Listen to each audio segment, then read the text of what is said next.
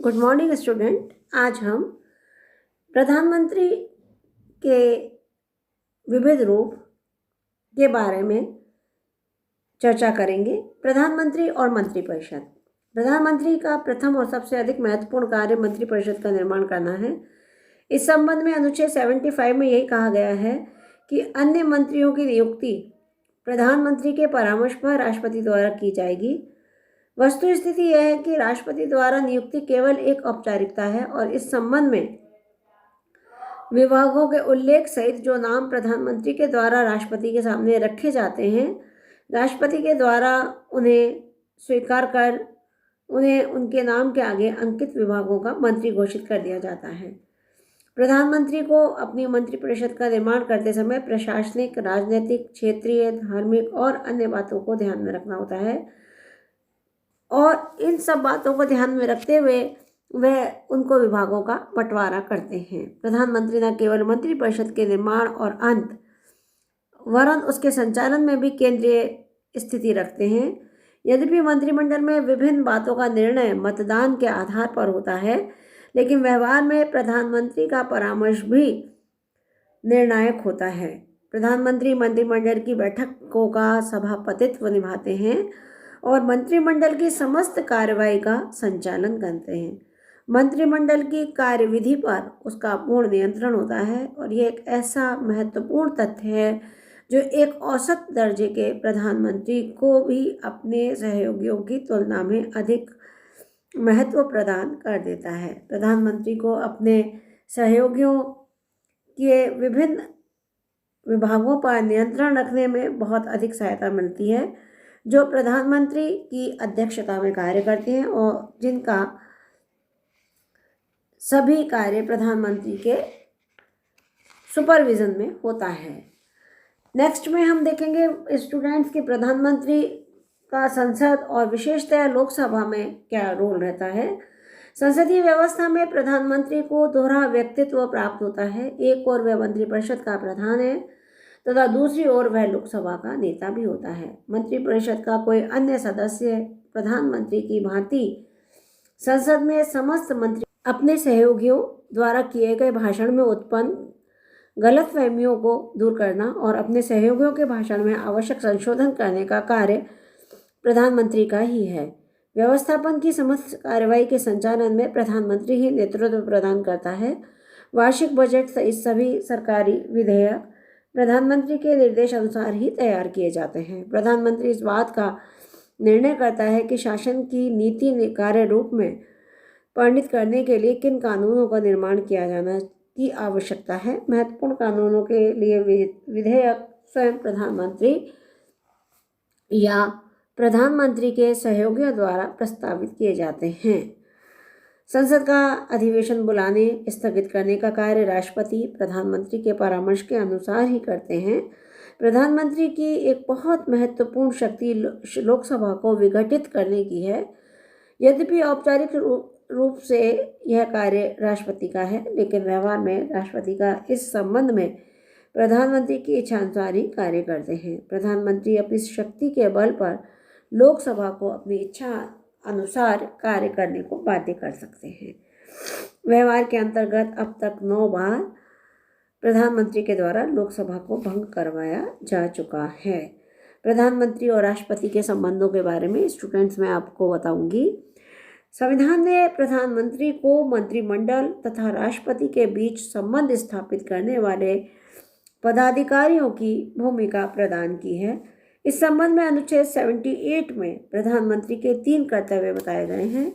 Number 1, संघ के प्रशासन तथा कानून निर्माण से संबंधित विधेयकों के विषय में मंत्रिपरिषद के निर्णयों की राष्ट्रपति को सूचना देना। नंबर 2, संघ के प्रशासन से संबंध रखने वाले मामलों तथा कानून निर्माण से संबंधित प्रस्तावों के बारे में राष्ट्रपति को ऐसी सूचना देना जिसे वह मांगे। नंबर 3, यदि राष्ट्रपति ऐसा चाहे तो प्रधानमंत्री के विचार के लिए कोई ऐसा मामला रखना जिस पर कोई मंत्री अपना निर्णय ले चुका है। नंबर 4, ये सारी चीज़ें प्रधानमंत्री के व्यक्तित्व को और भी प्रभावशाली बनाती हैं। सार्वजनिक महत्व के मामलों पर राष्ट्र के प्रधान से केवल प्रधानमंत्री के माध्यम से ही संपर्क स्थापित किया जा सकता है। कोई भी अन्य मंत्री प्रधानमंत्री की अनुमति से ही राष्ट्रपति से भेंट कर सकता है। व्यवहार के अंतर्गत अब तक प्रधानमंत्री और राष्ट्रपति के बीच जो संबंध रहे हैं, यदि उसका अध्ययन किया जाए तो यह स्पष्ट हो जाता है कि प्रधानमंत्री ने राष्ट्रपति को एक संवैधानिक प्रधान की भूमिका तक ही सीमित रखा है। प्रथम राष्ट्रपति डॉक्टर राजेंद्र प्रसाद और प्रधानमंत्री नेहरू के बीच हिंदू कोड बिल, नियोजन, निजी संपत्ति के सीमाकरण और सरकारी कृषि आदि विषयों पर तीव्र मतभेद थे। राष्ट्रपति द्वारा कुछ अवसरों पर अपने विचार व्यक्त किए गए, लेकिन अंत में उन्हें लगभग सभी बातों में प्रधानमंत्री की इच्छा अनुसार ही कार्य करना पड़ा।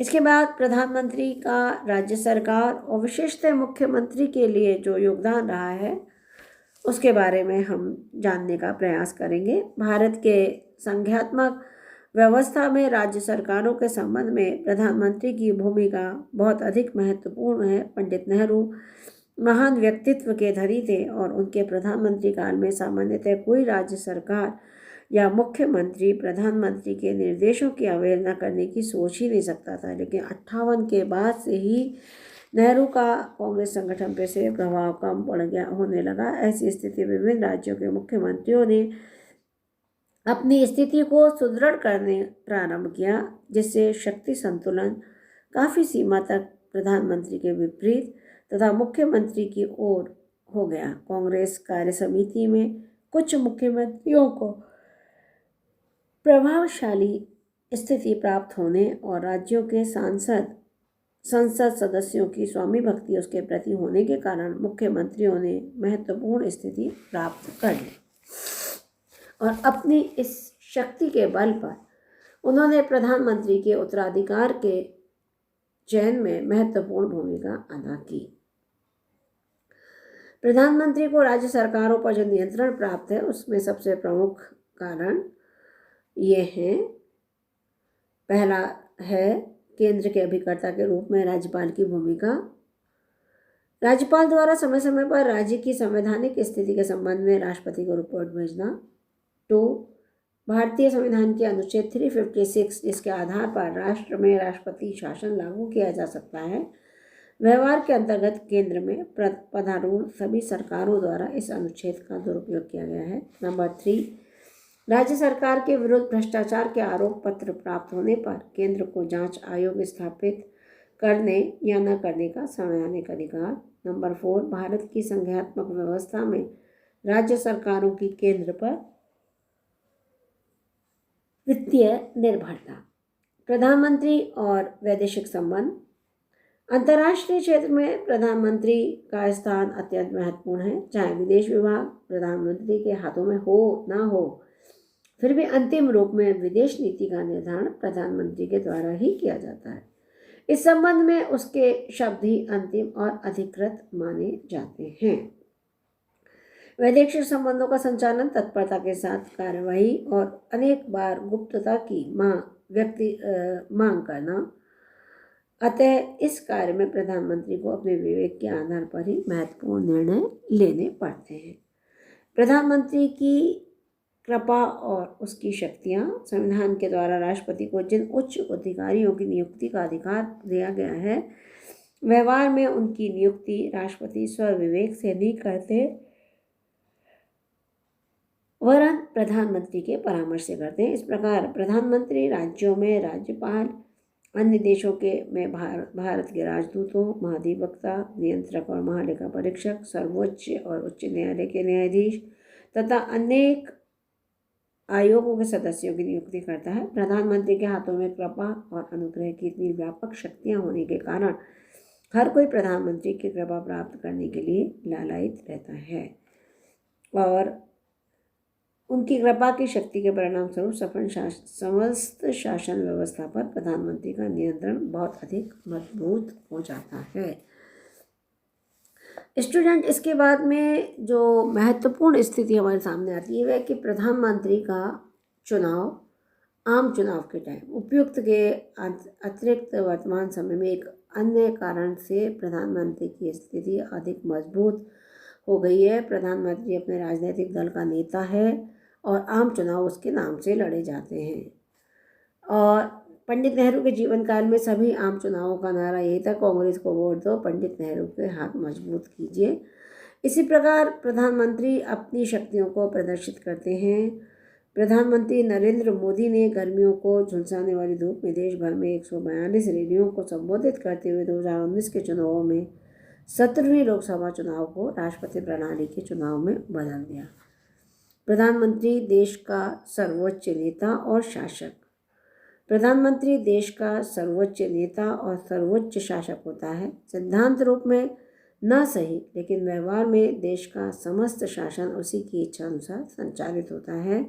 वह व्यवस्थापिका से अपनी इच्छा अनुसार कानून बनवा सकता है और संविधान में आवश्यक संशोधन करवाकर सर्वोच्च न्यायालय को भी बहुत कुछ सीमा तक अपनी इच्छा अनुसार चलाने के लिए बाध्य करता है।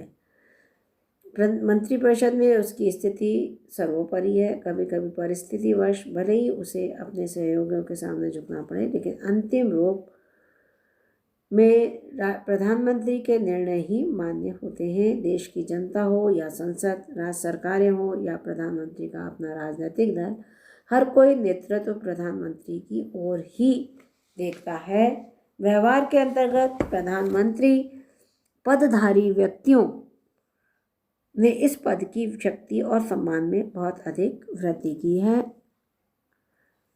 अब हम इसके वास्तविक शक्ति के बारे में आपको बताएंगे।